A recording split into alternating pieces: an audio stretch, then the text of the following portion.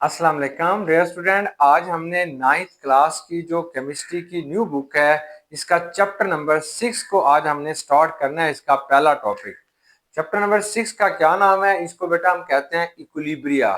Equilibria क्या होता है? इसका मतलब होता है तवाज़न। अगर कोई भी चीज बेटा तवाज़न की हालत में होगी, that is known as a equilibrium या इक्विलिब्रिया कहते हैं। हमारे पास ये जो इक्विलिब्रिया होगा ये दो तरह से होता है। एक को आप डायनामिक इक्विलिब्रियम कहते हैं और एक को बेटा आपने स्टैटिक इक्विलिब्रियम कहते हैं। अगर कोई भी एक मेज कहीं पे पड़ी हुई है तो वो एक स्टैटिक इक्विलिब्रिया है। लेकिन जो केमिकल रिएक्शंस होते हैं इसके अंदर जो इक्विलिब्रिया पाया जाता है वो डायनामिक इक्विलिब्रिया है, जो हम कल के लेक्चर के अंदर इसे हम डिस्कस करेंगे। अब हम सिर्फ देखते हैं कि व्हाट इज इक्विलिब्रिया। इक्विलिब्रिया क्या होता है? तो बेटा अगर एक रिएक्शन, कोई भी reaction that occurs both directions simultaneously is called equilibria. अगर कोई भी केमिकल रिएक्शन दोनों डायरेक्शंस में हो रहा है, मतलब वो फॉरवर्ड डायरेक्शंस में भी जा रहा है, reactant can be change into product at the same time, product जो होते हैं can be change into reactant, such a condition is known as a equilibria. इसको बेटा आपने इक्विलिब्रिया कहते हैं। इक्विलिब्रिया जो होते हैं वो दो तरह के होंगे। एक को बेटा आप कहते हैं फिजिकल इक्विलिब्रिया, कि फिजिकल स्टेट में दो चीजें जो है वो एग्जिस्ट कर रही हो। तो फिजिकल इक्विलिब्रिया क्या होता है? तो आप कहेंगे equilibria that exist between two phase of the same substance. अगर एक ही चीज के दो मुख्तलिफ फेसेस के दरमियान में जो इक्विलिब्रिया एग्जिस्ट कर रहा होता है, that is known as a physical equilibria. For example जैसे आपके पास बर्फ होती है, पानी है, और ये जो पानी आपने लिया हुआ है बेटा ये हार्ड पानी यानी सॉलिड है, आइस की शक्ल में है, और इसके अंदर जो है लिक्विड वाटर भी मौजूद है। दोनों अगर इक्विलिब्रिया के अंदर आ गए हैं, दोनों की मिकदार अगर बराबर है, तो that is known as a physical equilibria. यानी liquid water and solid water exist, दोनों चीजें ये एग्जिस्ट कर रही हैं, तो आप इसे बेटा फिजिकल इक्विलिब्रिया कहते हैं। या बेटा लिक्विड वाटर और वेपर्स, पानी जो है वो लिक्विड स्टेट के अंदर भी मौजूद है और इसके कुछ वेपर्स भी हैं। तो ये दो फेसेस जो होती हैं एक ही चीज की आ रही हैं और दोनों जो है वो इक्विलिब्रियम के अंदर पाई जा रही हैं, तो that is known as a physical equilibria. अब बेटा आपने पढ़ना है केमिकल इक्विलिब्रियम क्या होता है या केमिकल इक्विलिब्रिया क्या होगा। Equilibria that exist between different substances as reactant, मुख्तलिफ सब्सटेंसेस के अंदर पाया जाएगा और तमाम सब्सटेंसेस जो है वो रिएक्टेंट का काम कर रही हैं, that is known as a chemical equilibria. देखिए जैसे सिंथेसिस ऑफ अमोनिया है, नाइट्रोजन है और हाइड्रोजन है, दोनों मिले अमोनिया बने। अब ये तीनों चीजें रिएक्टेंट है, कभी ये दोनों आपस में मिलती हैं तो ये प्रोडक्ट बन रहा होता है। एट द सेम टाइम ये जो प्रोडक्ट होता है ये रिवर्स होकर दोबारा बेटा रिएक्टेंट बना रहा होता है, तो इसे आपने केमिकल इक्विलिब्रिया का नाम देते हैं। हमारे पास केमिस्ट्री के अंदर आमतौर पर दो तरह के रिएक्शंस होते हैं।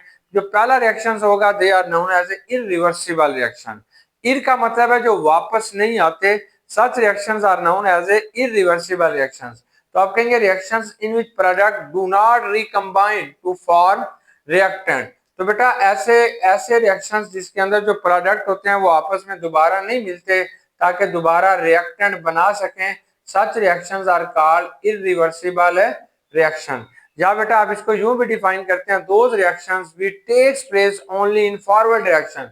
ऐसे रिएक्शन जो सिर्फ फॉरवर्ड डायरेक्शंस के अंदर जा रहे होते हैं, बैकवर्ड डायरेक्शंस के अंदर नहीं आ सकते, such reactions are called irreversible reaction. हमारी बुक के अंदर जो एग्जांपल दी गया है वो सोडियम क्लोराइड का आपने एक्वस सॉल्यूशन लेना है, मतलब सोडियम क्लोराइड को आपने पानी के अंदर हल कर लेंगे तो that is known as a aqueous solution of sodium chloride. और इसके अंदर आपने अलग से सिल्वर नाइट्रेट का एक्वस सॉल्यूशन ले लेना है। सिल्वर नाइट्रेट को लिया, पानी के अंदर हल कर लिया, फिर इन दोनों सॉल्यूशंस को जब आप मिलाएंगे तो यहाँ पे व्हाइट प्रेसिपिटेट बनेंगे सिल्वर क्लोराइड के, AgCl बनेगा जो कि व्हाइट कलर का होगा, और साथ बेटा सोडियम नाइट्रेट होगा। ये जो रिएक्शन है ये इरिवर्सिबल है। अब ये जो सिल्वर क्लोराइड है और सोडियम नाइट्रेट है ये कभी भी आपस में रिएक्ट करके दोबारा रिएक्टेंट नहीं बनाएंगे, तो such reactions are called irreversible reactions. तो ये जो रिएक्शंस होते हैं इरिवर्सिबल, इनकी कुछ खसूसियात हैं, ये भी आपने अपनी कॉपी के ऊपर स्टिकी नोट्स लगा के लिख लेने हैं कि it proceed in only in one direction. ये जो बेटा इरिवर्सिबल रिएक्शंस होते हैं ये सिर्फ एक डायरेक्शंस के अंदर हो रहे होते हैं। Rate of reaction is fast, इनका रिएक्शन बहुत तेज होता है, मतलब ये दोनों आपस में झटपट मिलेंगे और सिल्वर क्लोराइड बना देंगे। प्रोडक्ट आर लेस रिएक्टिव, ये जो प्रोडक्ट एक दफा बन गए हैं ये लेस रिएक्टिव है, ये दोबारा रिएक्टेंट में तब्दील नहीं होंगे। यहाँ पे रिएक्टेंट मोर रिएक्टिव होते हैं, प्रोडक्ट क्या होते हैं बेटा, लेस रिएक्टिव होते हैं। Completion of reaction is 100%। यहाँ पे ये जो रिएक्शन होगा ये 100% कंप्लीट होगा, फिर जाके ये स्टॉप होगा। That reaction is denoted by a single arrow. In reactions को आपने सिर्फ एक तीर के निशान से ज़ाहिर करते हैं, सिंगल एरो से आप इसे ज़ाहिर कर रहे होते हैं। अब इसकी बेटा आपके पास बहुत सारी एग्जांपल्स आ जाती हैं। जैसे आप कहते हैं बर्निंग ऑफ पेपर, आपने कागज के एक टुकड़े को लिया और उसको जला दिया, that is known as a combustion. अब जो पेपर जल गया है वो कभी भी वापस नहीं आएगा, तो इसे बर्निंग ऑफ पेपर का नाम देते हैं। ऐसे हमारे पास बहुत सारे रिएक्शंस होते हैं जिसे आप न्यूट्रलाइजेशन रिएक्शन कहते हैं, जहां पे एसिड और बेस आपस में मिलेंगे और इसके नतीजे में बेटा साल्ट और वाटर बनेगा। Such reactions are known as a neutralization reaction. जैसे हमारे पास ना NaOH है, सोडियम हाइड्रोक्साइड है, अगर आपने इसके साथ HCl को मिला दिया तो ये फौरन बेटा NaCl बनेगा, साथ वाटर बनेगा। That is known as a neutralisation. ये न्यूट्रलाइजेशन का प्रोसेस हो गया है, ये भी इरिवर्सिबल है। नमक को पानी के अंदर डाल के सारा दिन बैठे रहो, HCl और NOH नहीं बनता आम कंडीशंस में। ऐसे बेटा कंबस्टन जो है वो भी इरिवर्सिबल रिएक्शन है। अब आपने पढ़ना है रिवर्सिबल रिएक्शन। सेकंड टाइम जो होगा इसके अंदर इक्विलिब्रिया एग्जिस्ट करता है। जो हमारे चैप्टर के अंदर जिन चीजों को डिस्कस किया गया वो सारे इक्विलिब्रिया के रिएक्शंस हैं।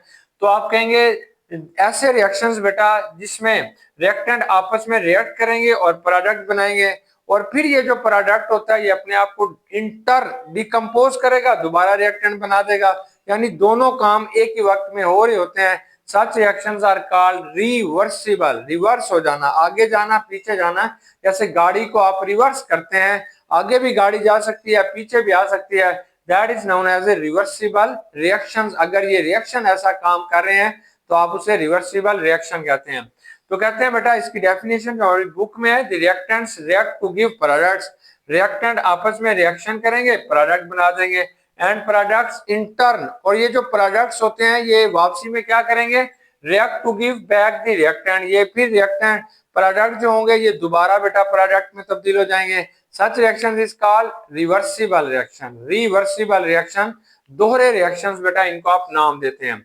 अब जैसे ये नाइट्रोजन का 1 मोल लिया, 3 मोल आपने बेटा हाइड्रोजन के लिए, ये जो आपको कोफिशिएंट नजर आ रहे हैं that is known as a number of moles. तो नाइट्रोजन का 1 मोल है, हाइड्रोजन के 3 मोल हैं, तो हमारे पास अमोनिया के बेटा 2 मोल बन गए हैं।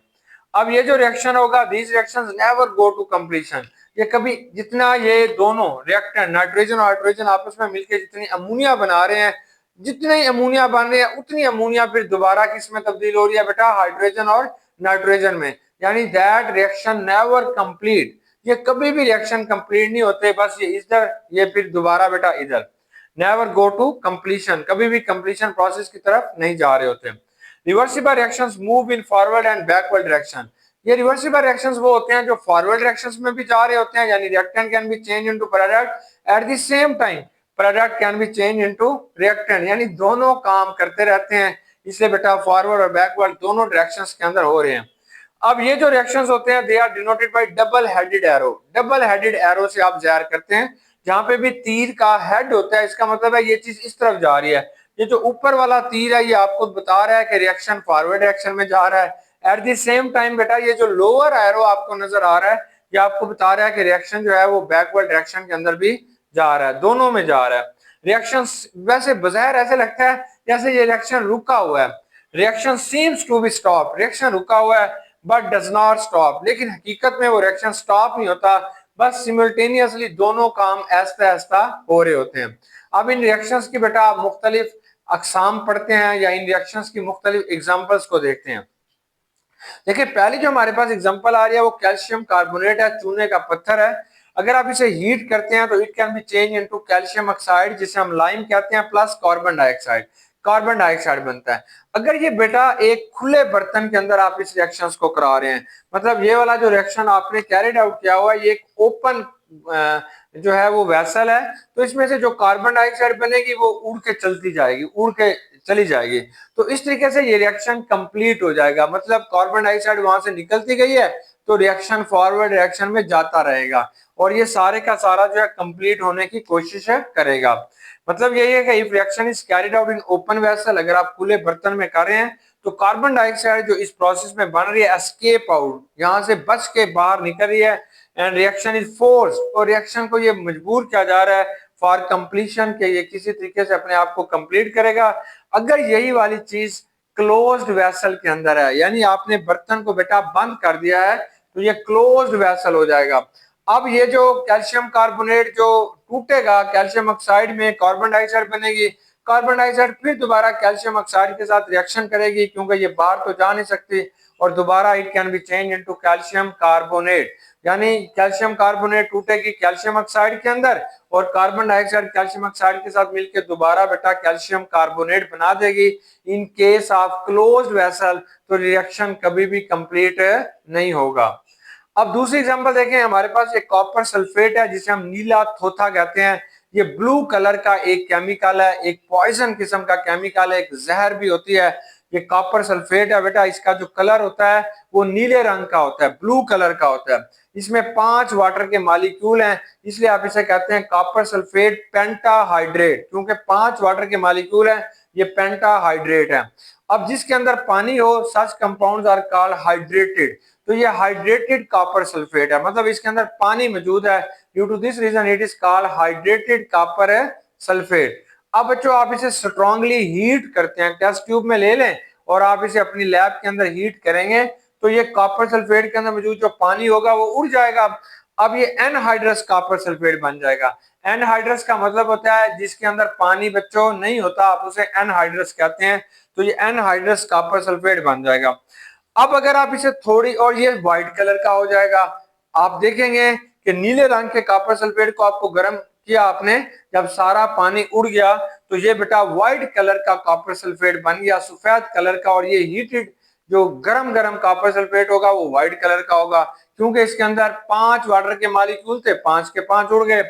अब बेटा अगर इसे हवा के अंदर, नमी के अंदर आप थोड़ी देर के लिए रख देंगे, तो ये दोबारा पानी को अब्सॉर्ब करेगा, और ये व्हाइट कलर का जो कॉपर सल्फेट है दोबारा नीले रंग के ब्लू कलर के कॉपर सल्फेट में कन्वर्ट हो जाएगा।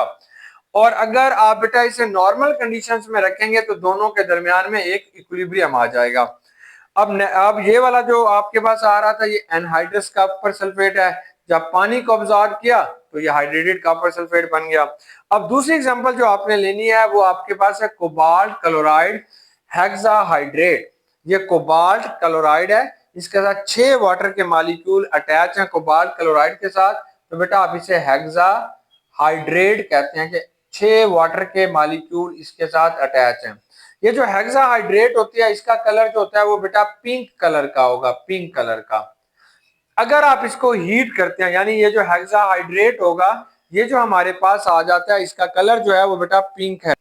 ये दूसरी जो आप एग्जांपल को डिस्कस कर रहे हैं वो कोबाल्ट हेक्साहाइड्रेट है। कोबाल्ट हेक्साहाइड्रेट का जो कलर होता है वो पिंक रंग का है, इसमें 6 वाटर के मॉलिक्यूल अटैच हैं, that is known as a hydrated compound, पानी वाला कंपाउंड है।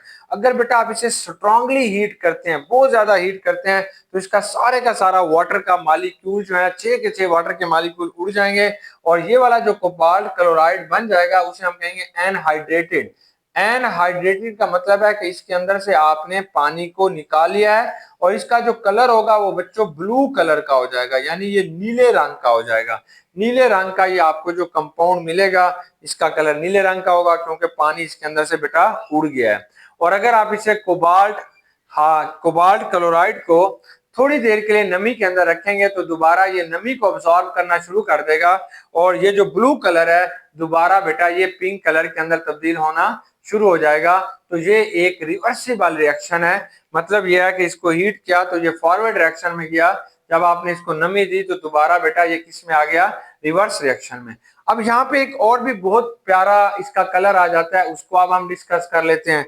बेटा ये जो कोबाल्ट क्लोराइड होता है हेक्साहाइड्रेट,